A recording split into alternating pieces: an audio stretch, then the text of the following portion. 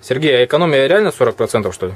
Да, экономия реально 40%. Если базовая ставка 25 литров по трассе, а я отслеживаю и смотрю, сколько он на самом деле ест после добавки биокатализатора, я обратил внимание, что расход был 17. Как я отслеживаю это? Дело в том, что на автобусе... Это по городу, да? Это по трассе. Я по трассе говорю, да. По городу, при пробках, при всяких транспортных ситуациях он ест 37-42.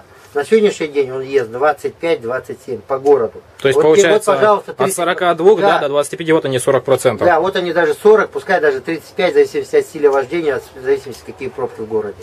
Но биокатализатор работает на 100%. И как вы отслеживаете это? Отслеживаю я еще раз вам хочу сказать, что стоит на автобусе ГЛОНАСС, что показывает через компьютер, я это все прекрасно вижу. То есть не было бы ГЛОНАССа, конечно, сложно было бы, да, палочкой замерять в бак, смотреть, отслеживать, там, рисочки ставить. А ГЛОНАСС конкретно работает. То есть по ГЛОНАССу я вижу, сколько залито бензина, какой километраж прошел автобус, сколько съел дизель на 100 километров, сколько остатков в баке, и сколько меняется в зависимости от пути движения, то есть или это пробки, или это чистая дорога, сколько на сегодня он потребляет, будем так говорить.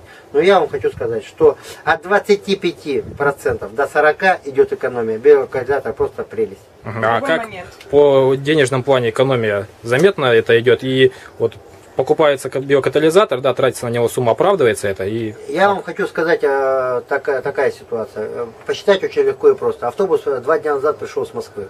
В Москву он прошел 6000 километров. 25% экономии, даже если в среднем считать, это, грубо говоря, если потрачено было на топливо 30 тысяч, 25% это 7,5 тысяч просто в кармане остается. То есть они остались, да? Да, они остались. Реально? Они остались, даже если мы отнимем стоимость биокатализатора, вот эта упаковочка, которая добавляется в бак, она 660 рублей, да, да, вот такая стоит баночка? 660 рублей. Вот вы посчитайте, да, этой упаковочки хватает на 700 литров. Я потратил 1,5 тонны. 1,5 тонны это получается 2 упаковочки. 2 упаковочки это получается 1320. 1320 заплатил, 7000 сэкономил, 7,5, отнял 1320. Легко считается. Отличный результат. А вот были опасения какие-то добавлять поначалу в автобус? Все же людей возите на такое расстояние. Дело в том, что я перед тем, как использовать этот биокатализатор, я, естественно, ознакомился, что это такое и для чего он добавляется. Он добавляется для того, чтобы в камере сгорания плохое топливо, а в том числе дизель, который должен сгорать 98%, а у нас, так как топливо очень плохое, сгорает 65%, при добавке биокатализатора в топливо в камере сгорания происходит соприкосновение биокатализатора и топлива, и получается до конца сгорает то некачественное топливо, которое мы заправляем. Поэтому получается экономия, получается мощность. Поэтому я хочу сказать, что то, что сгорает в камере сгорания, оно не может просто-напросто повредить двигатель.